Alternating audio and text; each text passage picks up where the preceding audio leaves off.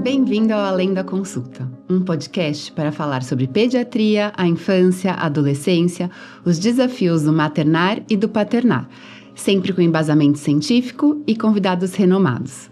Meu nome é Juliana Crespi, eu sou pediatra e mãe do Marcelo e da Carolina. Eu sou a Lígia Fonzar, sou pediatra e sou mãe da Laura. E hoje a gente vai falar de um assunto que é muito frequente no consultório, né, Li? Acho que é uma das maiores demandas do consultório. Então, meu filho vive doente. Isso é normal? Para falar disso, a gente trouxe a doutora Carolina Aranda, que é imunologista pediátrica, mestre e doutora em pediatria pela Unifesp e professora adjunta da disciplina de alergia, imunologia clínica e reumatologia da EPM Unifesp. Bem-vinda, Carol. Bem-vinda, Carol. Ai, eu tô muito uma das feliz. pessoas mais inteligentes. Pois é. Com certeza. Isso é mentira. Elas que são. Muita verdade. Não, na verdade, eu tô muito feliz. Muito obrigada. Obrigada, viu, Carol? Imagina. Obrigada. Uma honra. Para começar, acho que falar do básico, Carol, para todo mundo se situar também, como que é a formação, assim, o amadurecimento do sistema imunológico ao longo dos anos na criança? Isso é bem interessante porque nenhuma criança nasce com o sistema imunológico pronto. O sistema imunológico é um dos últimos a ficarem maduros. Então, um bebê que nasce prematuro, ou mesmo um bebê que nasce no tempo certo, se demora aí quase 12 anos para o sistema imunológico ficar completo. E é um jeito da gente ver, né? Se a gente vai ao pronto-socorro, fora no final da vida dos velhinhos, a grande maioria das pessoas que estão no pronto-socorro são crianças. E se a gente for olhar qual é a idade das crianças, até os 6 anos. Então, porque nesse momento a gente tem muito pouca coisa funcionando do sistema imunológico. E lembrar que quando ele começa a funcionar, ele precisa ser treinado. Então, além de não ter todas as células e moléculas, todos os soldadinhos funcionando, quando eles começam a aparecer, ainda existe todo um treinamento. E esse treinamento se dá ficando doente. Exato, que faz parte, né? Isso. Até acho que aproveitando esse gancho, assim, é normal, né? Acho que para os pais é sempre uma dúvida, uma angústia muito grande. É muito comum as crianças entrarem na escola, na creche e ficarem muito doentes. Muito doentes. O que acaba gerando angústia, desespero. Isso é o normal, né, Carol? É o normal. O resfriado e a gripe, para a criança que não vai à creche, no primeiro ano de vida, o normal é mais ou menos 8 vezes. Que não vai. Que não vai. Que não no vai. segundo ano, quando vá à creche, no primeiro ano de vida, até 12, 14 resfriados. Mais de uma por mês, né, Carol? Mais do que uma por mês. Eventualmente, o uso de antibiótico 1, 2 vezes. Então, é muito tênue saber aonde que está o problema, onde é o problema, se tem algum problema ou se não. Na maioria das vezes, não. Como que a gente observa? Se ele é autolimitado, né? Então, é um resfriado, teve o febrão, tudo, mas 2, 3 dias depois passou. Diferente daquela criança que fica resfriada há 14 dias. Mas acho interessante lembrar, né, Carol, que os sintomas, os mais intensos, vão durar poucos dias, mas os sintomas residuais, eles ficam... Aquela tossezinha, diferenciar o que é consequência de uma infecção de via aérea do que é uma infecção aérea ativa, na hora mesmo. Então, é diferente. Aquela criança que está 2, 3 dias com febre, depois ela começa a brincar, mesmo se ela continuar tossindo. Tá? Lembrar, claro, o pediatra é fundamental para fazer esse acompanhamento também, para ver se essas consequências são consequências só de uma virose, né, de um vírus respiratório, ou às vezes tem crianças que têm aí uma suscetibilidade a fazer um chiado depois, né? Isso também não quer dizer que ele vai ser um asmático. Eu acho que tem que ir vendo, alguns vírus induzem isso. Mas saber e lembrar do que é mais grave, né? Então, assim, 4 otites no último ano, 2 sinusites de verdade, que a gente sabe que não é fácil a gente diagnosticar, né, sinusite na criança muito pequena. A gente sabe e ainda tem aquela cultura de ficarem pedindo raio-x de seios da face, uma coisa horrorosa. Ou às vezes não passa no pediatra responsável, vai ao pronto-socorro e sem julgamentos, mas às vezes no pronto-socorro entra-se às vezes com antibiótico. É o pediatra que não vai acompanhar a criança depois, né? Então, fica numa situação, então a gente também não pode ir, na verdade o pronto-socorro ele tem que resolver o problema na hora. Então faz parte também da gente, não viu a criança na fase aguda, mas eu que está entendendo, e não para virar, precisava ou não precisava para a mãe, mas para a gente saber que às vezes foi um quadro mais leve, que poderia ter sido Evitar do antibiótico. E se saber que o antibiótico, claro que a gente vai evitar, e a gente sabe que o uso é indiscriminado e se usa demais, mas saber que também não é o fim do mundo usar o antibiótico 1, 2 vezes, eventualmente num quadro mais arrastado. A gente sabe que alguns vírus são muito ruins e acabam chamando algumas bactérias, então a gente tem... Mas assim, lembrar que ficar doente é normal. É normal. Carol, então... Pegando esse gancho aí, o que não é normal, né? Quando que a gente precisa começar a entender que tem alguma coisa a mais acontecendo ali, ou que mereça, pelo menos, uma atenção um pouquinho maior, um acompanhamento mais próximo? Isso, eu acho que a gente tem que lembrar, existem uns sinais de alerta aí que foram divulgados pela Cruz Vermelha Americana já há mais de 20 anos, e eu acho que ainda dá para contar com eles. Então, assim, infecções realmente que existiram e que você usou o antibiótico, contar essas infecções. Então, são 4 otites no último ano, 2 sinusites. Aí tem uma interferência, 1 ou 2 pneumonias. Eu penso que uma pneumonia que foi tratada em casa, junto com sibilância, observa. Agora, uma pneumonia que foi internada ou que não tinha chiado junto, eu acho que é o principal. A gente está falando de que idade, pensando Até nisso? os 6 anos, na primeira infância. Até os 6 anos, porque é onde o sistema imunológico mais falha e onde a gente, quando começa a funcionar, a gente só tem a imunidade inata. A inata é aquela primeira linha de defesa. Então, é a célula, né, gente? É o neutrófilo. Então, essa célula é o que a gente tem. Os anticorpos ainda estão sendo formados. E lembrar que os anticorpos, você precisa de uma receita que vai fazer uma memória. E essa memória vai ficar guardada para, no caso de uma nova infecção, ele vai saber tratar. Então, você precisa ter a primeira infecção ou você precisa ter tomar as vacinas, e muitas vezes na primeira infância você toma a vacina várias vezes. Você toma com 2, 4 e 6 a mesma vacina, porque você precisa de vários estímulos para o sistema imunológico poder se organizar e produzir o anticorpo. Esse anticorpo bom mesmo, eu falei 6 anos assim, porque a gente sabe que até 12 anos, às vezes você tem alguma falha anticórpica que pode ser normal. Pode ser só uma imaturidade do sistema imunológico. Mas essas infecções recorrentes ou infecções persistentes, então, por exemplo, realmente o paciente teve uma sinusite. E aí você conseguiu até isolar o agente. É um pneumococo. E aí você trata os 10 ou 14 dias direitinho, com o remédio certo, quando você consegue fazer tudo perfeito. E o bichinho não morre. Então, você tratou o agente corretamente, com o antibiótico certinho, pelos dias certos, e aí você vai ver a criança ainda está doente, ainda o patógeno está vivo. Ativo ali. Isso. Então, mesmo que você não interne a criança, você pode ter esse quadro ambulatorial. Então, infecções persistentes também devem chamar a nossa atenção. Vocês que têm muita experiência, vocês veem que sai do controle, né? Por mais que, claro, nos quadros, você pensar, gente, 12 infecções de vias aéreas IVAs, né? 12 resfriados não é fácil para a família, 14 resfriados. Mas muito desesperados. Desesperados. Tem Todo mês no vai no pronto-socorro, né?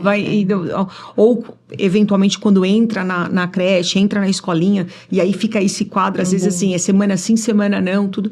Mas é muito isso. Se você não precisa entrar com antibiótico, se o sinal ativo 2, 3 dias, a febre já começa a passar, responde a um antitérmico, sabe? Eu acho que muito... A criança está bem A criança está bem no estado geral, diferente daquela criança que fica muito prostrada, que não consegue fazer nada. Então eu acho que é o back to basic, né? Voltar para o básico, de explicar quais são os sinais de alerta, o que a gente tem que se preocupar.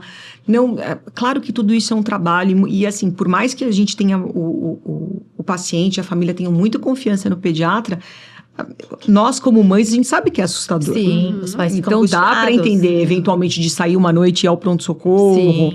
E o colega do pronto-socorro também se assustar, porque os pais chegam, às vezes a criança está febril. Então, tem um monte de coisa. E a cultura do imediatismo, né, Carol? De todo mundo querer resolver tudo rápido. Muito rápido. E aí, um monte de coisa entra na junto. rotina familiar, né? Então, os pais não dormem, não conseguem... Se conseguem ir para o trabalho, porque muitas vezes a creche é a rede de apoio dessa família, então às vezes não pode ir para a creche, não pode trabalhar.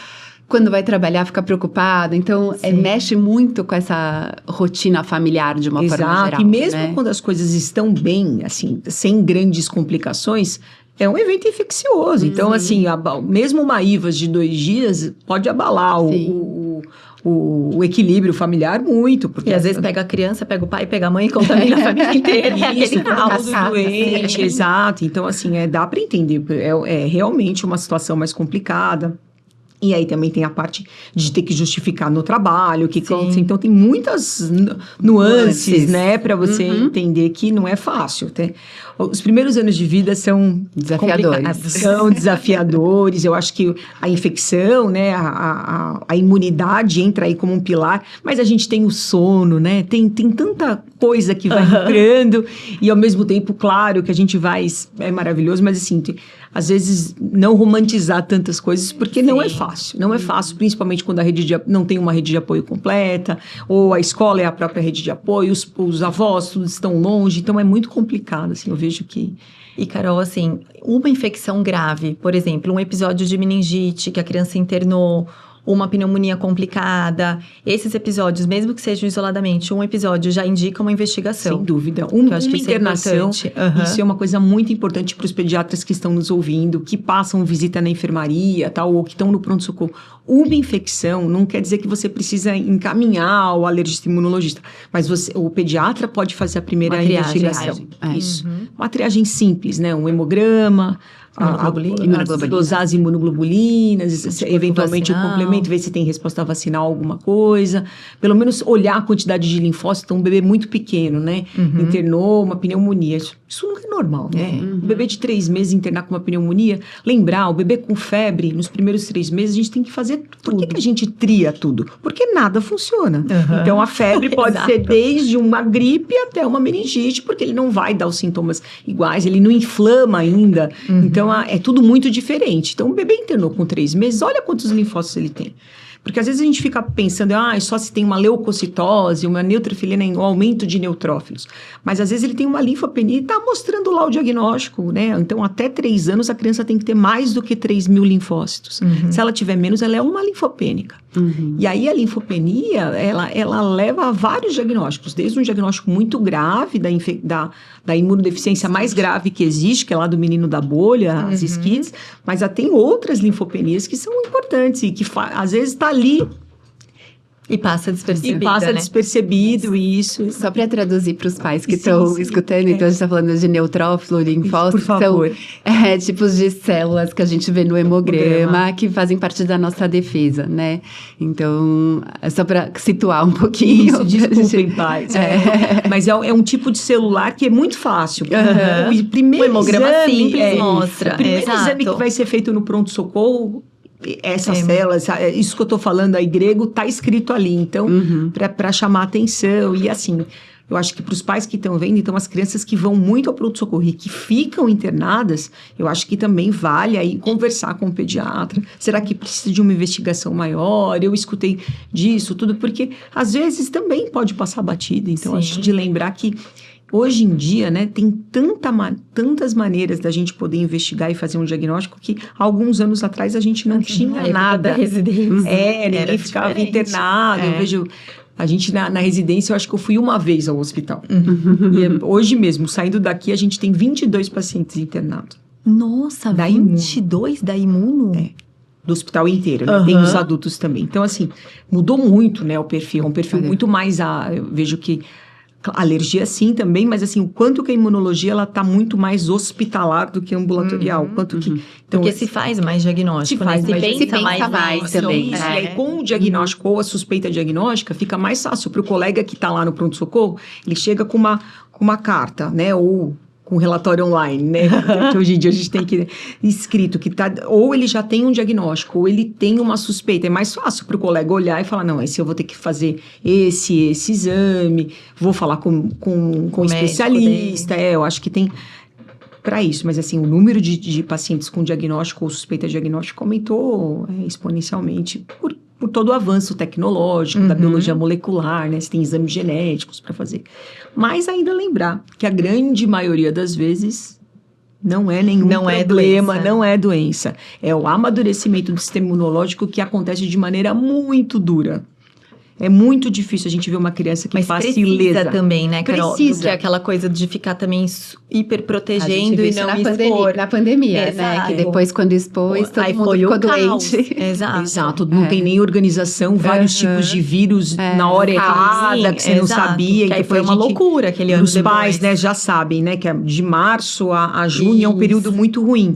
Depois da pandemia não tinha março a Não junho. tinha, era o ano Exato. inteiro. Era o ano inteiro, influenza no verão, então assim, um monte de coisa diferente. Então, é necessária a exposição. Claro, aí tem a pergunta, né, também, que devem fazer para vocês. Qual é a hora certa de Exato. entrar Eu na ia escola? falar de hora de colocar na escola. É. Sabe, assim, Imunologicamente. Imunologicamente, mais antigamente se falava dos 4 anos, porque você já teria todo um calendário vacinal mais completo e que aí seria o mais indicado.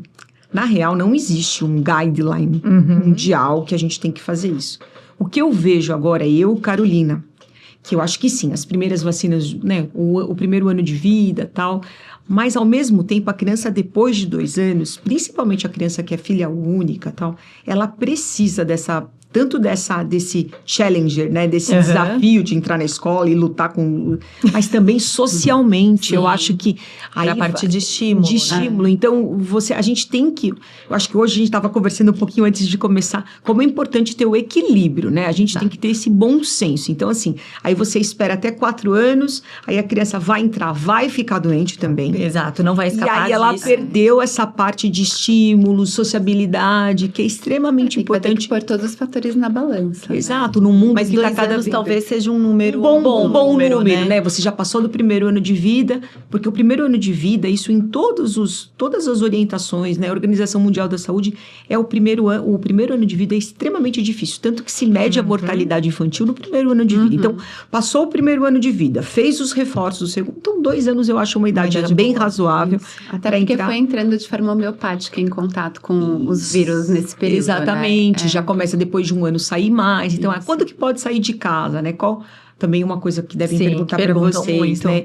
Porque assim, o mundo tá muito diferente também, né? Então, assim, as pessoas ficarem dentro de casa o tempo todo, a gente viu também na pandemia que não é verdade. Exato. As pessoas ficam muito loucas, né? Enlouquecedor, eu ia falar E aí a gente também se coloca no lugar da mãe, né? Porque você pensa, né? Então, uma mãe com 35 anos, ela viveu 35 anos de um jeito, aí depois as coisas mudam completamente. E aí você vai tranca virar ela pra confinada lá, olhando o bebê o dia inteiro. Confinada, isso, mamando livre demanda por 2 anos. É um negócio, com todo respeito, é muito sacrificante para a mãe, para a família. Então, eu acho que é tudo muito bom senso. Acho que nos primeiros 3 meses de vida é mais complicado da gente falar está liberado, né?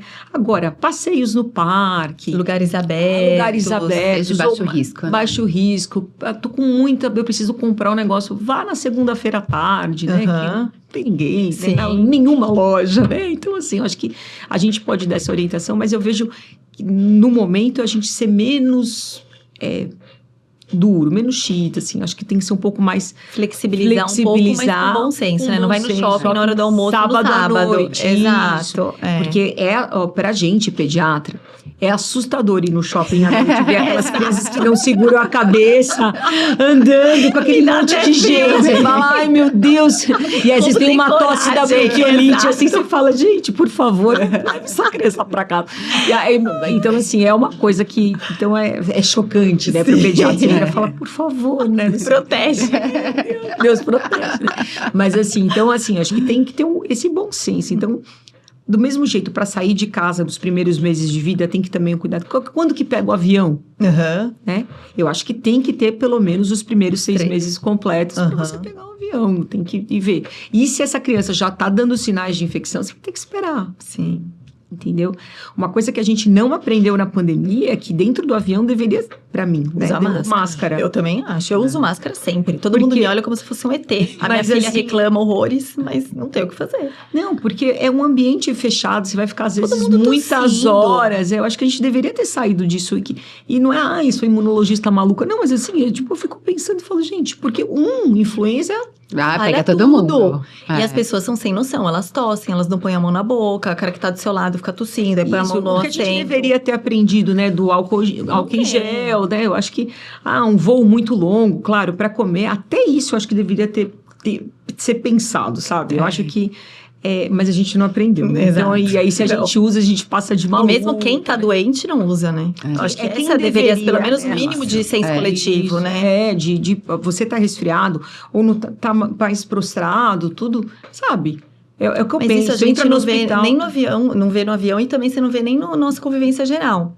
Muitas vezes, você sabe, a família tá com influenza, eles vão levar a criança no consultório, eles não vão de máscara.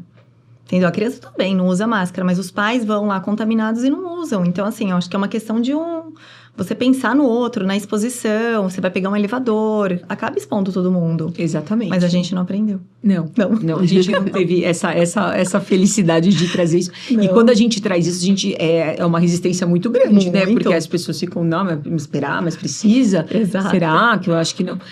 do mesmo jeito, né? É lógico que é difícil, como você falou, né, Ju? Às vezes a rede de apoio é a escola.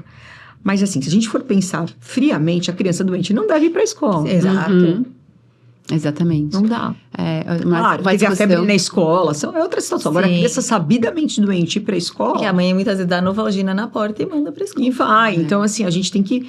E aí, para quem não faz isso, que está nos assistindo, saber que isso acontece. Acontece com muita frequência. E muitas vezes você pergunta assim, falaram de alguma doença na sala? Não, ninguém tá doente, só o meu filho. O que também não é verdade. Porque muitas vezes a escola não passa, os pais mandam doente também não falam, nos grupos de pais lá. Então, isso também é uma questão... Eu acho que aí vai somando muitas coisas, né? Às vezes, não tô nem falando de movimento antivacina, que isso acontece, mas assim, até uma resistência da vacina, às vezes um medo que foi colocado errado. Então, assim, a gente vê, né, níveis muito menores de vacinação. Uhum. E lembrar que tudo isso vai ter como consequência as crianças ficarem mais doentes. Sim. Mesmo se for uma doença autolimitada. Mas isso eu acho que passa também, a gente no consultório, eu converso muito isso com os pacientes quando estão pensando em colocar na escola. Passa pra gente...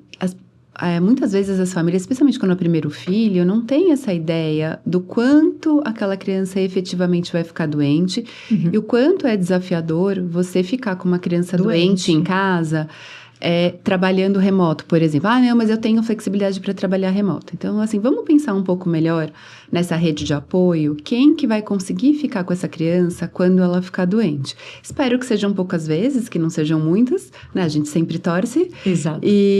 Mas a gente trabalhar isso com a família antecipadamente, porque se não chega na hora, um Deus nos acuda, é um caos mesmo, né? E muitas vezes as famílias se veem sem opção, mandando essa criança para a escola, porque também não tem onde emprego. Deixar.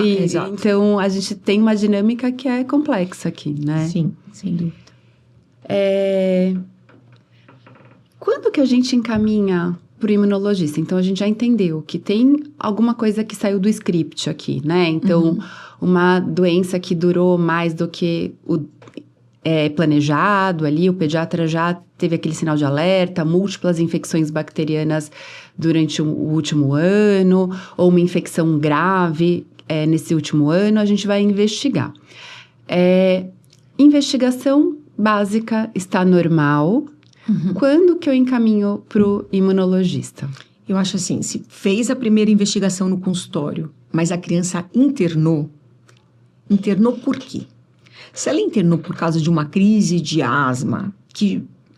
Foi mais pela asma do que pela infecção? Pela infecção, vamos observar. Mesmo que ela teve uma pneumonia. Agora, se ela teve uma pneumonia grande, que teve que colocar um dreninho, que a gente fala, ou foi uma infecção que durou muitos dias, então, às vezes, a mãe, nem o resumo de alta consegue contar pra gente, foi uma infecção sistêmica, uma sepse, tudo. Mesmo normal, aí eu acho que vale... meningite, né, gente? Sim. E as infecções oportunistas, por mais que a gente vive num país que é endêmico da tuberculose, se a gente for pensar, a tuberculose não vê classe social, tá, gente? Então, uma criança que é de consultório, uma criança que está na UBS, que tem tuberculose, e não tem epidemiologia de tuberculose, ou seja, ninguém da família está com tuberculose, só ela. Eu acho que isso também, porque aí a investigação bioquímica que a gente consegue fazer mais habitualmente, a gente não consegue avaliar tudo. Então, ela fala, mas é comum ter tuberculose? Eu não conheço ninguém que tem tuberculose, ainda bem, porque é uma coisa que ainda a gente vê bastante. Uma outra coisa que eu acho que vale a pena também encaminhar para o imunologista, mesmo feito a triagem e a triagem está normal, de laboratório, os exames são normais, reações graves à vacina. Então, tanto da BCG, que é uma coisa que a gente se preocupa mais, que é aquela vacina que é tomada quando o bebê nasce, mas também, por exemplo, uma vacina da febre amarela, que a criança faz um quadro parecido com a febre amarela. A dengue, né? A dengue Muito também. febre, muita febre. Não uma febre assim de que durou 2 dias. Então, a criança fica com febre 7 dias. Vai ao pronto-socorro e não está infectada e a criança está prostrada. Então, essas reações vacinais é uma coisa que eu acho que a gente tem que ter como sinal de alerta que isso não é normal acontecer. Sim. Se a gente agora, né, acabou de ter a farmacovigilância tirando a vacina da dengue do Butantan. Então, explicar por que isso. Porque é muito difícil ter reação adversa. Então, tem todo uma orientação da vigilância. Isso funciona muito bem no nosso país. Então, essas vacinas que a criança toma e é completamente diferente a reação esperada, eu acho que a gente tem que se preocupar. E aí, o que a gente consegue fazer no consultório é pouco, às vezes, não é que é pouco, não é o suficiente para a gente poder fazer o diagnóstico, entendeu? Então, eu acho que isso era o ponto, né? Então, mesmo com os exames de Uma triagem triagem normais, inicial, isso né? não Isso. descarta. Então, se a gente persistir entendendo que é um quadro fora do habitual daquela criança, acho Na que dúvida, deve melhor encaminhar encaminhar. pro uma novo. criança que tomou a vacina e ficou internada por causa da febre, gente, isso Não é normal, né? não é normal, Isso. entendeu? E aí, assim, voltando para criança normal, né? Normal que eu digo sem Saudável. imunodeficiência, né? Criança saudável. Como que eu posso fazer para fortalecer? O que funciona para eu fortalecer Acho que a essa é a imunidade? dúvida de $1 milhão, Isso, Carol. essa Que pergunta, todo mundo acho que não tem um dia no consultório Que que a gente não ouve essa Acho que pergunta. a primeira coisa, eu acho que vocês são grandes pediatras aqui em São Paulo, então eu acho que a primeira coisa é não cair em charlatanismo, né, gente? Que é o que mais tem, né? Exato, soro da imunidade, gummies da imunidade, balinhas, essas coisas, nada tem estudo que funciona. Aí tem algumas medicações, né, que aumentam a imunidade, que tem essa proposta aí. Então, eu não vou falar os nomes comerciais, mas para saber que são lisados bacterianos. O que são lisados bacterianos? Eles pegam as bactérias, deixam elas quebradinhas e você vai dando aos pouquinhos para que o sistema imunológico consiga reconhecer aquilo e tentar fazer uma resposta. Do mesmo jeito a beta-glucana, que é um outro jeito de você pegar também, na verdade o sistema imunológico ele reconhece ou o antígeno, então a bactéria, ou o padrão da bactéria. O padrão do vírus, a beta-glucana, é um padrão que você consegue organizar o sistema imunológico. Poucos estudos importantes que valem... Tem um multicêntrico agora do lisado bacteriano, né? Para Exato. tentar definir alguma coisa. Se tem alguma coisa. Que mais estudo é a beta-glucana. O que eu percebo, né, Ju? Que eu acho assim, você começou... O paciente está passando do limite de número de infecções. Antes da gente pensar em fazer qualquer uma dessas coisas, eu acho que investiga. Exato. Isso. Aí não achou nada. E aí, assim, tá bem tênue, né? Não é tão grave, mas também não é o normal. Eventualmente, a gente pode ver uma dessas duas opções.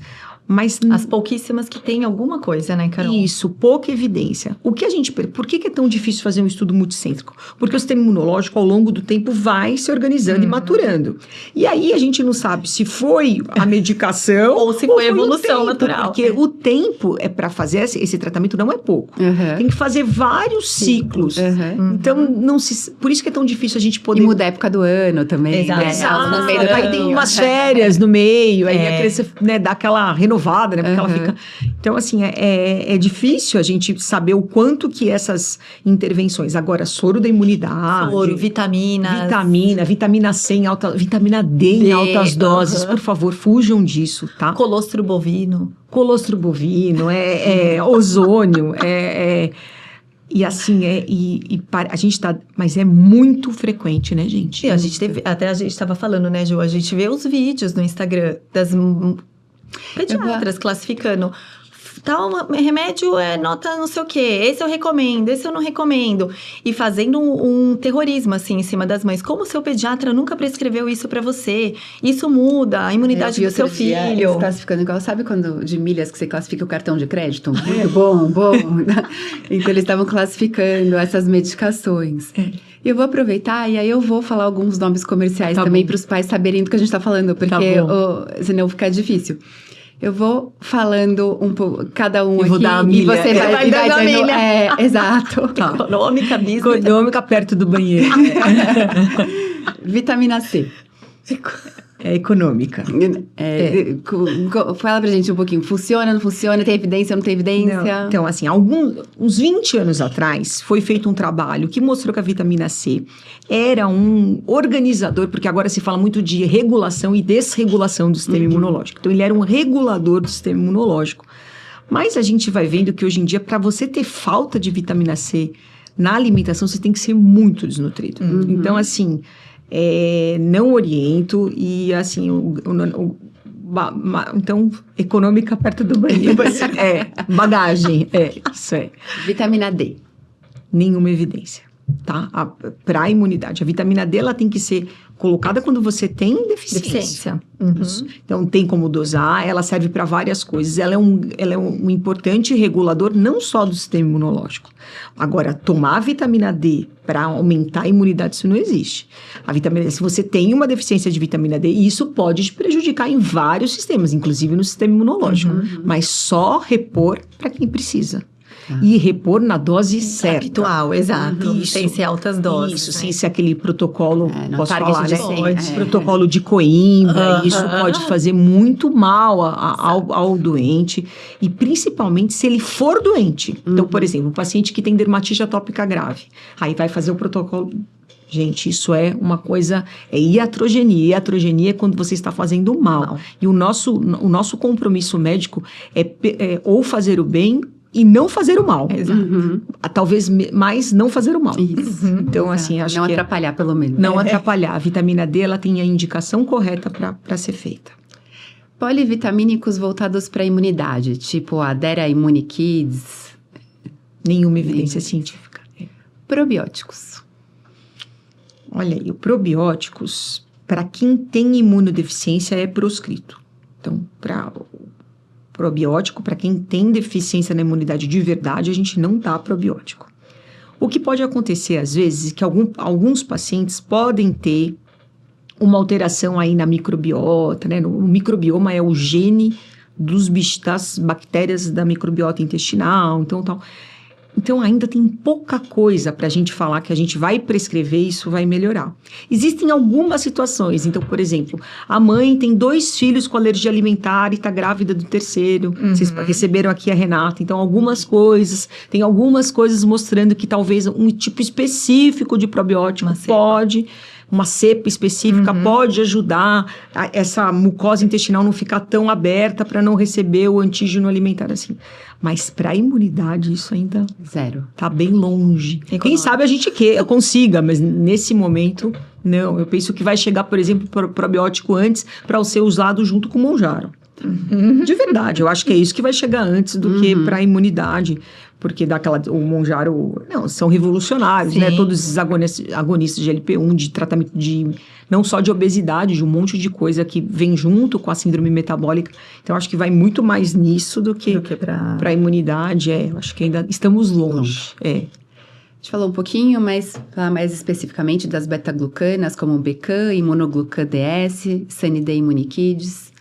Eu acho que talvez para aquele paciente que já passou de 4 anos de idade, continua com essas IVAs são infecções de vias aéreas superiores virais de repetição, e tem a primeira triagem, a segunda triagem é absolutamente normal, acho que vale uma tentativa antes da gente... Então, seria aí, não é executiva, mas é uma econômica. Aceito conforto ali. Aceito conforto, eu acho que dá pra gente... Mas, assim, depois dos 4 anos, façam todas as vacinas. A gente tá perdendo aí a Pneumo 23, que é uma vacina interessante para... ela estimula o sistema imunológico, porque ela é uma vacina diferente. Então, assim, vê quantas vacinas de pneumo fez, né? A Pneumo 20 a agora, Pneumo né, 20. Carol? Então, fez assim... Qual que é a orientação, né? Pela SBIM, né? 3 conjugadas no primeiro ano e depois o reforço da conjugada. Então, você pode fazer 3 pneumo 15 e depois faz a pneumo 20. O esquema que for proposto, 4 pneumo conjugadas. Olhou a resposta, não responde... Você pode personalizar. Então, dá para você fazer mais uma vacina. Eu acho que fez tudo isso e ainda está naquele negócio. Acho que vale a tentativa com a beta-glucana. É o único que eu tentaria. Própolis. O própolis, outro dia eu tava vendo própolis e cúrcuma, aí a criança pequena tomando, eu falei, gente, deixa a criança Um shot matinal. sabe, a criança tomando a mãe com tudo isso, mais natureba, assim, e aí as criancinhas tudo lindo, assim, mas tomando aquilo, eu falei, né, o própolis, gente, eu acho que assim, o própolis, ele tem uma função de melhorar a viscosidade da secreção, tal. Então, às vezes, na fase aguda, você pode fazer uma tentativa, tudo. Mas não para prevenção ou melhorar a imunidade. Ele ajuda, naturalmente, a melhorar a viscosidade, batimento de cílios. Então, a gente tem os cílios na via aérea, então ajuda a tossir melhor, tal. Mas, assim, é isso. É isso. Colostro bovino. Não, gente. E assim, gente, qual é a fonte disso, né? As pessoas estão comprando, vem da onde isso? É manipulado, né? A maioria. Muitos. E como, né? Exato. O risco, né? Isso, porque assim, a gente pensa, claro, que tem farmácias de manipulação muito sérias, não é isso? Mas uma farmácia de manipulação que aceita fazer isso, eu já desconfio dela. Exato. Porque onde que você vai pegar o colostro bovino? A quantidade. Isso. Exato. Eu fico pensando isso também. Sabe? A dose, como que você faz? Uma das coisas que vem sendo estudadas dentro da imunologia high-tech, assim, é o transplante fecal. Então, você imagina, que você falou de probiótico, você vai pegar, então, uma flora intestinal saudável. Então, por exemplo, de uma criança ou de um adulto que tem uma imunodeficiência grave, que está com o intestino todo careca, que a gente fala, e aí você vai fazer um transplante fecal. Então, assim, só nos grandes centros do mundo que conseguem fazer isso, para poder organizar qual é a microbiota, qual é a bactéria, qual é o cocô certo para fazer isso. E aí, por exemplo, e ainda assim tem 1 milhão de trials para tentar organizar, aí a pessoa vira e manipula colostro. Eu sei que o colostro não é igual ao fezes, mas assim, gente, né? É um material biológico, não é, gente? Então, toda vez que a gente fala de material biológico, tem toda uma deveria ser proibido, eu penso. Não sei se vocês... Concordo. Porque o nível de organização e de vigilância de material biológico é muito sério. Vai haver uma transfusão de sangue. Sim. O quanto que você tem que... Tá? Aí você vai pegar o colostro do boi... Esse boi é saudável? É uma loucura isso. E não tem evidência científica que você vai levar os anticorpos do boi para sua criança e vai melhorar a imunidade dela. Não, é engraçado, mas as pessoas estão vendendo isso. Sim, né? sim. E muitas pessoas compram a ideia. Porque é uma alternativa natural. Isso, do mesmo jeito de desvermifugar, não sei se tem na lista. Desparasitação. Exato. De acordo com o ciclo lunar. Da lua. Meu pai do céu. E aí tem várias mensagens. Alguém posta esses vídeos que viralizam e aí as mães falam, nossa, eu não posso fazer pra tentar? E eu entendo a mãe que tá lendo. Também, é isso, desesperador. É informação, eu acho assim, as redes sociais, elas do equilíbrio, né? A rede social ajudou muita coisa, mas tem muita coisa... E sem filtro, né, Sem Carol? filtro. E aí, o que acontece? Você tem lá o seu filho que tá ficando doente direto. Exato. Por mais que ele confie em você, tudo é aquilo que você falou. É um rolê, né? Aí ela vê que tem uma clínica que vende isso. E aí, às vezes, tem até depoimentos, né? Da família. Eu entendo vendo isso, porque talvez esteja na nossa área. Mas a gente também não se impressiona com outras coisas que a gente vê na rede social, né? Não relacionada à saúde e doença. A gente olha e fala, será que dá, né? Isso aí? Será que isso não funciona? Então, assim, eu acho que E o que eu vejo é que existe um comércio muito grande, né? Então, a própria clínica vende o kit imunidade. Exato. Então, vem o colostro, aí tem as vitaminas para tomar todos os dias. Aí também tem imunoterapia para ácaro. É tudo junto, assim, né? E aí, isso também é muito complicado, né? Porque o imuno é alergista também, né? Então, pro alergista também desmerece muito aí o que a gente está fazendo, porque como que você vai fazer tudo isso misturado, né? Exato. O ácaro com o colostro bovino, aí... Haja sistema imune. Haja vômito, porque ele vai vomitar tudo isso, né, gente? Porque é muita coisa, então, assim, não tem evidência o colostro bovino. E o Pelargonium sidoides, que é o caloba, o imunoflan? Então, essa parte aí de... Como é que é o nome disso? De... Fitoterápicos, isso. Tem alguma evidência científica em alguns vírus no primeiro ou no segundo dia da infecção. No início do quadro. No início do quadro. Alguns pacientes respondem melhor. Porque o que ele vai fazer? Né? O sistema imunológico ele é sempre uma sequência. Então, tem o A, que vem o B, que vem o C, que vem o D. E aí, às vezes, nessa sequência, no começo da vida, essa sequência não funciona direito. Quando você usa esses fitoterápicos, é como se você organizasse, chamasse a sequência certa. Então, para algumas crianças podem funcionar. Não para uso preventivo. Não você preventivo. usar No quadro agudo, isso. E no quadro agudo, viral. Isso. Né? Não, porque ele tem tanto a dose profilática quanto a terapêutica. Eu acho importante, assim, ele tem a sua utilidade, mas a utilidade é no uso de um quadro agudo. Isso, acho que o quadro de você usar permanentemente, por um tempo, isso não tem evidência científica, nada disso. Acho que no quadro agudo, e também é novo isso, também, porque... Então, assim, é no quadro agudo, profilático, nesse momento, não tem ainda evidência. Algumas homeopatias, como o Silococinum. Então, aí, na verdade, ainda tem pouco estudo, né, da homeopatia, mas eu vejo que o médico, eu sou alopata, né, Ju? Então, assim, o médico homeopata, ele tem muitas qualidades e tal, mas eu acho que ele tem que entender, e eu vejo isso, que grandes homeopatas percebem a hora que isso sai do normal. Quando está dentro da normalidade, de você fazer algum reforço dentro da ciência, da homeopatia, tudo bem. Agora, fugiu do habitual, eu acho que ele tem que eu acho que encaminhar e aí partir para alopatia e para ver. Mas você sabe se tem alguma evidência de que... Tem evidência científica de pacientes assim, que não têm imunodeficiência. Sim. Que não tem. Que não tem imunodeficiência. Mas muito pouca coisa, né? Pra gente virar e falar assim, o alopata encaminhar para o homeopata. Eu acho isso meio... Porque... eu acho O Silococinum, eu tô perguntando dele especificamente, porque a gente tem... uma versão comercial que vende em farmácia. Sim. E tá muito difundida. Eu tinha visto, algum tempo atrás, não sei se foi atualizado, eu preciso até olhar de novo, uma revisão sistemática até do Silococinum, porque ele o uso é muito difundido, né, na Europa, nos Estados Unidos, e era inconclusivo, na verdade. Inconclusivo, exatamente. Não tem nem essa última, até que é da Cochrane. Isso, então continua mesmo. E aí pega muita coisa que foi feita e a conclusão não é nem que não teve nenhuma diferença estatística no grupo de quem usa e de quem não usa. Então, para os pais, né? Então, assim, esses trabalhos são feitos, né? Um grupo toma e outro grupo não toma. E depois vai ver qual foi o número de infecções e tal. E não teve diferença estatística. Então, assim, a imunidade, ela é muito também personalizada. Tem algumas coisas que podem funcionar. Muitas vezes, quando é normal, às vezes é só o tempo da criança.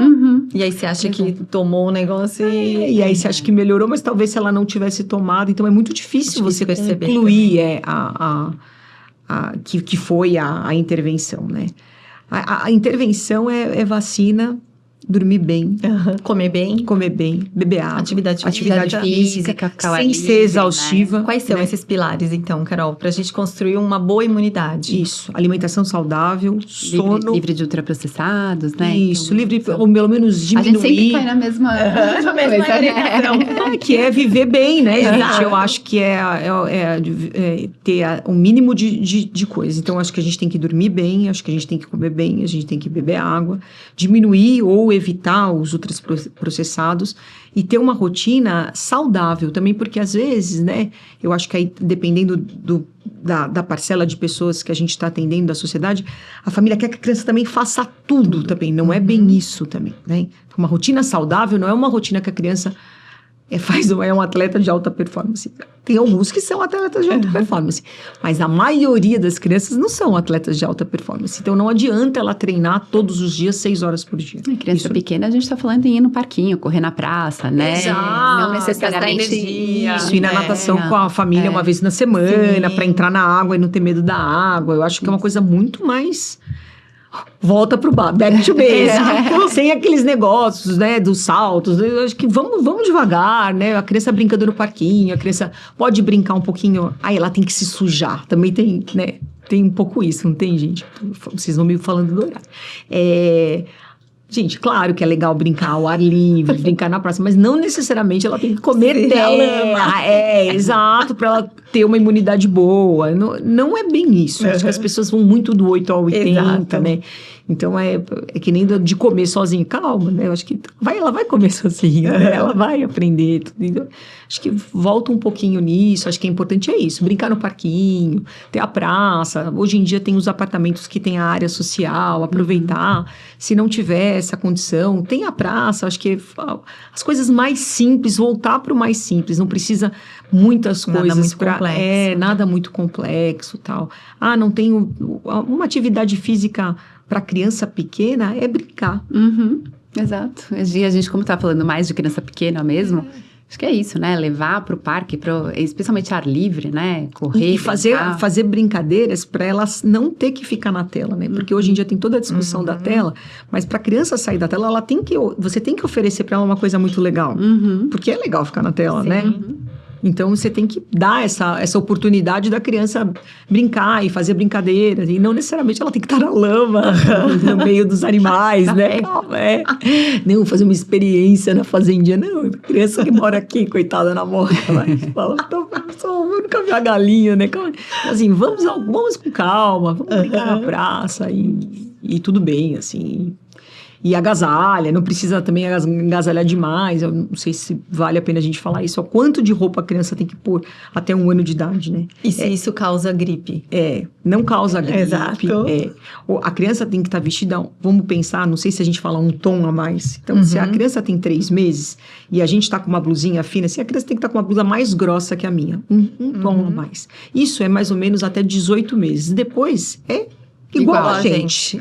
Então, se vocês também olharem, né, tá lá vendo algum parente, tal, a criança tá lá toda agasalhada, a criança de 3 anos, não precisa. E não é isso que vai deixar ela doente, né? Não, pelo contrário, porque ela vai suar mais, aí vai tirar, e vai... Não é que vai ter alteração. A alteração de temperatura mexe muito com o sistema imunológico, não para ficar doente, mas para fazer reações de tossir, de alérgicas, né, irritativo.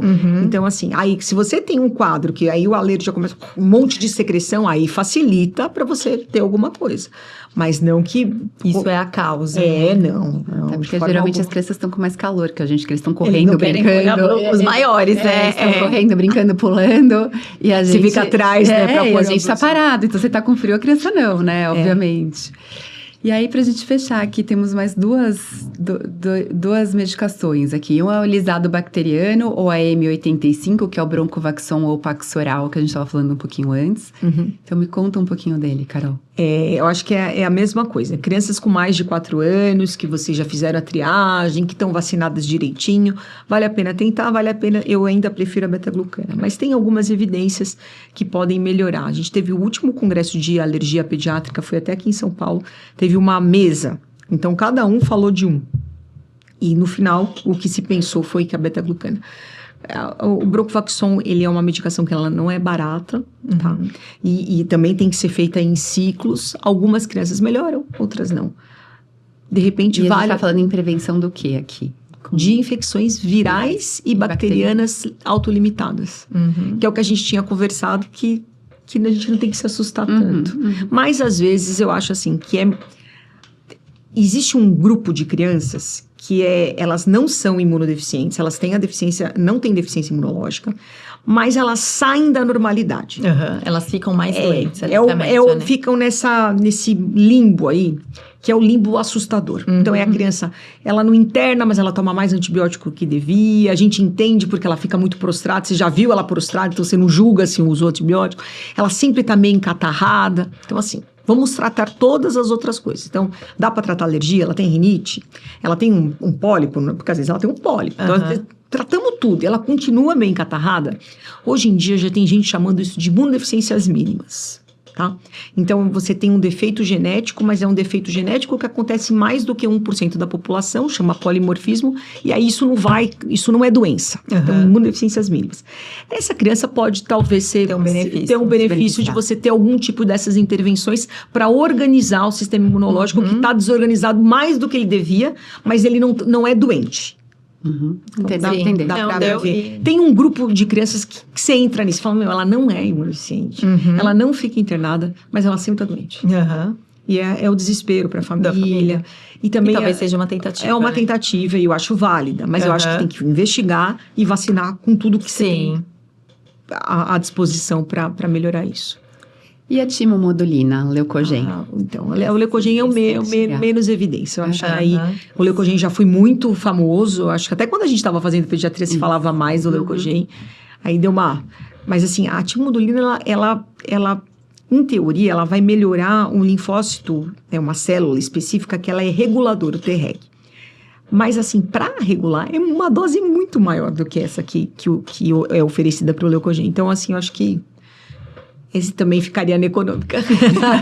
Ele não ganhou o assento premium aí dos E, Carol, acho que uma coisa importante para falar desse, que se fala muito sobre isso hoje em dia, sobre o microbioma, dessa parte intestinal, da modulação ali do sistema imunológico. Acho que isso é uma coisa interessante da gente falar um pouquinho Sem também. dúvida. Eu acho que aí o que conta é a alimentação, né? É a alimentação, é a regra de alimentação, é você tentar... A gente sabe que a gente vive num mundo industrializado, ultraprocessado, e que não é fácil na nossa rotina você ter uma alimentação 100% saudável, 100% feita em casa, mas é a história de voltar para fazer a comida em casa, de ter a comida de casa. Até o doce que é feito em casa. Eu acho que tudo isso vai... Né, eu acho que também exclusão de tudo não existe. Excluir o açúcar, excluir isso. Uma outra coisa, né, também. O glúten inflama e deixa a criança mais doente, ou o leite de vaca. Não tem evidência científica disso. Só se você for alérgico, se você for intolerante, se você for celíaco. Aí, então, e mesmo assim, você não vai ficar mais doente por causa disso. Tá? Né? Alergia ao leite, bom que vocês tiverem uma de alergia, não é alergia, não vai dar mais otite. Isso, não vai dar infecções. Não vai dar infecções. Eu acho que, e assim, não tem alimentos, o alimento natural é o alimento saudável, é esse que vai ajudar o sistema imunológico a se organizar. E não existe orientação também de restringir alimentos da dieta para diminuir catarro, para fazer com que a criança fique menos doente. Fique menos doente. A gente sabe hoje em dia, né, daquilo que eu falei de reconhecimento de padrões, então essas células lá, esses soldadinhos do sistema imunológico reconhecem padrões de bactérias, padrões de vírus, e agora reconhecem padrões do nosso lifestyle, que chama LAMPs. Agora o DAMP, que é o LAMP. Então, assim, por exemplo, a criança que está acima do peso, ela é uma criança mais inflamada, porque ela tem esse LAMP alterando, e a imunidade inata, né, que é a primeira imunidade, ela é para inflamação. Quando ela está mais inflamada, o sistema imunológico vai sentir. Então, ela vai ter mais chance de ter asma, ela vai poder ter mais infecções. Então, assim, não adianta a gente só fazer uma intervenção dessa, então a gente vai ter que cuidar da obesidade, cuidar de outras coisas para organizar. E aí volta no pilar de alimentação saudável. Atividade física, dormir bem, que a gente beber água. Resolve muita coisa. Exato. Eu acho que pra gente chega bem. Não, e pra nossa vida, né? A longevidade, né? Eu acho que hoje em dia todo esse apelo do wellness, é assim que fala, é isso. No fim, é isso. Eu acho que as pessoas exageram, né? Então, assim, vai fazer corrida, agora você tem que correr 100 quilômetros, né? A Lígia 3 maratonas no ano. 3 maratonas no ano. Então, assim, acho que as pessoas, né, vão... Que aí também acaba sendo deletério. Deletério. Então, acho que, na verdade, tudo na vida, né? É o equilíbrio. Exato. Como é difícil você ter bom senso. E a gente se vê, às vezes, numa situação que a gente não tá tendo bom senso. Então, você tem que parar e falar, gente, pensa, né? Então, assim, é o pilar mesmo. E se a gente for ver, a longevidade é isso. Sim. Né? Então, atividade física, por que a gente tem que falar de atividade física em todos os momentos da vida? Porque a ideia, com todos os recursos, que a gente viva mais. E aí, para a gente viver mais, a gente tem que ter algumas coisas que não foram tão treinadas. Então, a gente tem que ter uma musculatura melhor, para a gente poder ficar independente mais tempo, a cabeça boa. Então, se você tiver algum parente que teve algum tipo de doença neurológica, muitas vezes essas doenças neurológicas são imunoneurológicas. Então, assim, tem alguma coisa para eu fazer, prevenir que eu vou ter demência? Não. O que você tem que ver, tem medicações agora de grupo de risco. Sim. Então, assim, é muito... É um imunobiológico, né? E aí tudo cai nesse tripé ou nesse pilar que você vai encaixando da alimentação saudável e tal, sem grandes restrições, porque senão você não aguenta fazer. É insustentável, né? Insustentável. A criança que leva a tapioca para comer na festa do amigo, gente. Né? A gente vê muito isso, né? Restrições desnecessárias. Então, a gente que tem filho criança já quase adolescente, mas a festinha tinha aquela mãe que mandava uma lista de coisas, mas ele é alérgico? Não. Ele só não come isso, ele não pode comer isso. Então, assim, acho que a gente precisa voltar a conversar sobre isso, porque é tão importante a alimentação O E equilíbrio. o microbioma é isso. Você vai melhorar a tua imunidade intestinal se você comer direito. E não é fácil comer direito. Sim, com a vida corrida, fora de casa. Não é fácil, não é fácil a criança comer de tudo, tem a seletividade, tem aí depois, na pré-adolescência, adolescência, os grupos, e aí o que eles vão comer nesse grupo, não é fácil. Sim. Então... Carol, e para fechar, eu queria trazer um pouquinho da triagem neonatal. E hoje, que é o teste do pezinho, né? Hoje, as famílias têm a possibilidade de incluir na triagem neonatal a pesquisa de imunodeficiências graves, que são a gama e o SCID. Então, conta pra gente qual é a importância da gente fazer isso. Muitas famílias ficam na dúvida entre fazer ou não, porque quando a gente faz, a gente acaba postergando um pouquinho a BCG. Então, conta pra gente um pouquinho qual a importância. O teste do pezinho, no geral, né, Ju? Acho assim, a triagem neonatal é revolucionária, porque qual é o objetivo da triagem? Você descobrir, triar doenças que são tratáveis. Só que ela tem essas doenças, um período muito pequeno entre não ter sintomas e ter sintomas. E aí a gente tem que fazer uma intervenção nesse momento. Então, existem doenças que a gente fala que são os alvos primários da triagem neonatal, que elas vão mudar completamente a história natural dessa doença.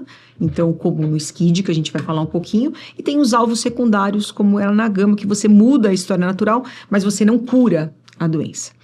Então, é importante fazer o teste do pezinho? Sem dúvida. Se for possível você incluir o TREC e o CREC, que é um nome bizarro, mas é esse, TREC e CREC, ou teste para imunodeficiências graves, vale a pena? Vale a pena. Por quê? Porque o teste é um teste de triagem, ele vai diagnosticar, vai triar essas doenças mais graves. Mas existem alguns tons de cinza que esse teste também pega. E aí você pode mudar muito essa história dessas crianças que ficam muito doentes, você pode conseguir pegar no teste do pezinho. E aí não vai ser uma intervenção tão drástica como um transplante de medula que você tem que fazer para os SCIDs. Mas você sabe que ela tem uma linfopenia, você pode pesquisar a linfopenia quando uma das células está mais baixas, que é isso que vai pegar no teste do pezinho para imunodeficiências graves. Você consegue ter intervenções, fazer profilaxias, né? Usar remédios aí certos para determinado tipo de doença. E o que a gente percebe, assim, que é muito mais comum do que a gente imaginava.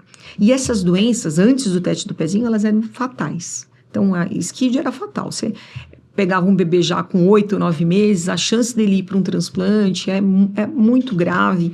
A gente viu um vivo, né, Li? Foi muito. E isso mudou completamente. Então, por exemplo, em São Paulo se faz, na cidade de São Paulo já está dentro do SUS, né? A ideia é que a implementação aconteça no território nacional nos próximos anos, já deveria estar, mas é difícil. O Brasil é muito grande, né? Continental, e aí você tem o governo federal para organizar, mas a triagem neonatal pode ser feita desde a prefeitura até os estados, você pode fazer convênios. Então, tanto que a cidade de São Paulo começou primeiro, o estado não. Então, se você mora em Guarulhos, você não faz o teste. Então, nesses últimos 5 anos, já tem o TREC e CREC na cidade de São Paulo. E o que a gente viu? A gente tem 700 pacientes sendo acompanhados. Nossa. Então, é mais comum. Aí, todos tinham imunodeficiência combinada grave? Não. Mas desses 700, tinha alteração do teste do pezinho, tá? Para TREC e CREC.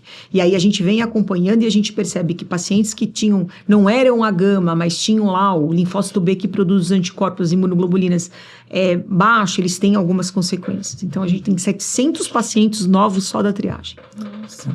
Então, é mais comum do que a gente... Então, vale a pena tanto para identificar doenças graves e tratáveis, como também essas outras doenças menos graves, mas que a gente pode fazer intervenções e mudar muito a vida dessa criança. Né? Então, de poupar o número de vezes que ela vai ficar internada, fazer alguma intervenção, uma investigação aí muito mais ampliada e direcionada. Direcionada, porque você sabe qual é a célula que está falhando. Então, você vai lá e procura. Todas essas 700 crianças são doentes? Não, mas elas tiveram uma alteração e a gente está fazendo um trabalho que vai ficar com a gente uns 5 anos de avaliação para ver. Elas ficam mais doentes? Elas precisaram ficar internadas? Elas usaram mais antibióticos? Então, é um jeito também da gente ter mais certeza para falar. Sem dúvida, se for possível, amplie. Faça o teste do pezinho mais ampliado que você consiga fazer. Muitas vezes o teste do pezinho ampliado não inclui o TREC e CREC. Você tem que pedir o teste do pezinho ampliado mais o TREC e CREC. Exatamente. Isso. Quando você atrasa a BCG e não vai fazer a BCG para prevenir formas graves da tuberculose. Como a gente disse, tuberculose não escolhe classe social. Esse bebê que vai atrasar, a gente tem que saber que ele vai ter que ficar mais tempo em casa. Ele só vai sair de casa depois que ele fizer a BCG. E depois de alguns dias, isso. Lembrar que a BCG... É rápido também, né? São 10 dias já tá vacinado, né? Exatamente. Nesse período ninguém sai de casa mesmo. Então... Exato. Eu acho que, assim, dentro do consultório, dá para fazer isso tranquilamente. Para a saúde pública, a BCG continua sendo dada, porque tem muito mais casos de óbito com o BCG do que com o SCID. Eu entendo essa decisão aí do Ministério da Saúde e da Sociedade Brasileira de Imunização. Mas ainda assim é uma discussão que corre. E só para as famílias entenderem, né? A BCG não é aplicada até o resultado do exame, porque como é uma vacina de micro-organismo vivo atenuado, a criança que tem o SCID pode ter uma complicação grave pela BCG, né? Ela faz uma tuberculose pela vacina. Então, já que vai fazer o teste, espera para ver se não tem, e não tem, toma vacina. A maioria das vezes vai tomar a vacina. Então, a gente imagina que deve ter, aqui na cidade de São Paulo, de 3 a 4 SCIDs por ano.